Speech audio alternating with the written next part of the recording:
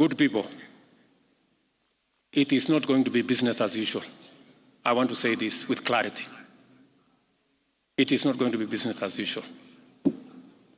It cannot be the case that we lose revenue, that we cannot deliver public service because a few people decided to go away with public money. Honorable Speaker, I think that the vision and the mission of the drafters of the Constitution, and even the people who dreamt about devolution, including Right Honorable Raila Amolo Odinga, they really must have had a very good plan on what devolution is and actual things, what devolution ought to have been. Honorable Speaker, we want to tell them, and I say this with tremendous respect, that kwa ground vitu ni different. This is a warning to the executive. This is a warning to the executive that the only entity, the only body the Constitution has given powers to make law is Parliament. No other person can do anything that will have force of law other than Parliament. So if you want to enforce anything, please bring it to Parliament. That is our work, that's our business, and that's why we are here. It's not going to happen. It's not going to be business as usual. We will do whatever it takes. Whoever it is, whatever office you occupy, whatever friends you have, it will not be business as usual. I want to say that with clarity because I know in here we have very senior officials of both county and national government, so that when whatever happens, let nobody say, I wasn't given notice. Everybody has notice. Those are the 5 things I wanted us to agree on. Let me finally say that on the subject of debt, I have made myself very clear. We are going to do more saving. We are going to raise local revenue. We are going to raise own source of revenue in counties, and we are going to stop corruption so that we have the money to run our show. I said also that we are not going to be importing things left, right, or center.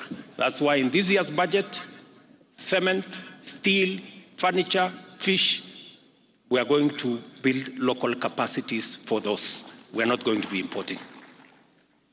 And as I have said, it cannot be the case that every other time we think, we are thinking of how to import more. Let me finally say, as I said, we are not going to subsidize consumption. We are going to promote and we are going to invest in production. That's what we're going to do. That what people think devolution ought to have been or should be is not what it is. There is nothing that is working on the ground as far as devolution is concerned, Honorable Speaker. And that is why in any case, Honorable Speaker, Article 96 should actually be implemented the more. We cannot say that you want the county assembly members be left with the responsibility of oversighting governance. Honorable Speaker, a governor that controls 13 billion shillings, a county governor that controls 13 billion shillings cannot be oversighted by an MCA who wants 80,000 shillings, and then they give them 3,000 shillings every day, Honorable Speaker, even to follow them, Honorable Speaker. And that is where we are saying, Honorable Speaker, that we must be very particular, Honorable Speaker. Mr. Speaker, the argument is about this house being declared corrupt. It's not about discussing devolution. The head of the state declared us corrupt. Well, how? Order. Order, Sane. Honorable Sane. No, don't be harsh on your colleague. Honorable Sane, if you are listening to the debate, you have been talking about 2 things: the integrity of this house, the fate of devolution, the fate of NGCDF, and the power of the Senate to oversight the counties. All these are entwined into what we are debating. So, Honorable Speaker, as I was saying, this House, Honorable Speaker, has been under attack from every corner. We've been attacked, Honorable Speaker, by the members, some members of the judiciary.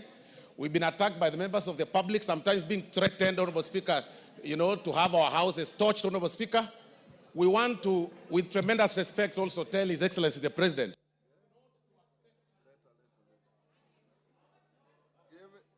Give him a minute. We want to tell His Excellency the President of the Republic of Kenya that now that attacks are coming from all over, I want to inform him, Honorable Speaker, that he should not take the invitation to also join the bandwagon that attacks this House.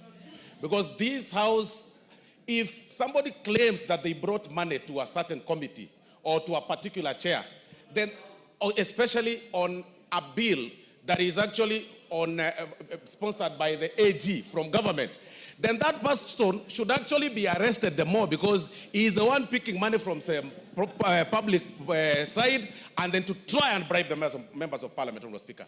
Because this House, Honorable Speaker, has been under attack from every corner. And it should actually not be happening. Today, as we are speaking, Honorable Speaker, people are already complaining about KERA. They want the KERA funds to be reverted to the counties. They want NGCDF to go. But, Honorable Speaker, you will need a microscope to see what governors or county governments are doing, Honorable Speaker, because there is nothing that is being done, Honorable Speaker. Time up. Don't underrate when Raila Amolo Odinga stands up and says something. You don't underrate when President Ruto rises up to say something. And therefore, the way we deal with this matter will be very important, and the 13th Parliament has been given this opportunity. If we deal with it in a manner of only lamenting or threatening other organs and moving away from it, we shall lose it.